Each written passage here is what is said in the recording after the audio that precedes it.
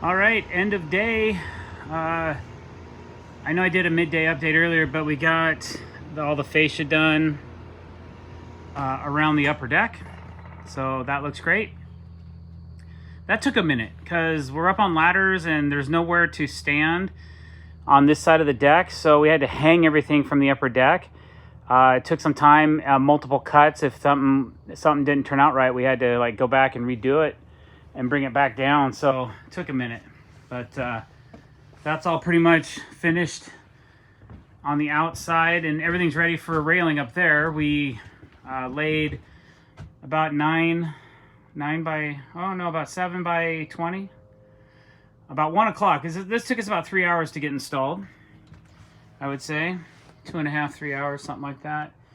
I'll upload a video later of the Fastener fusion lock gun. Some of you already know of it and others maybe not, so I'll kind of get going on that. But this is all installed and we'll just continue on that tomorrow. We have a couple trick notches to do here, a little bit of finesse going on.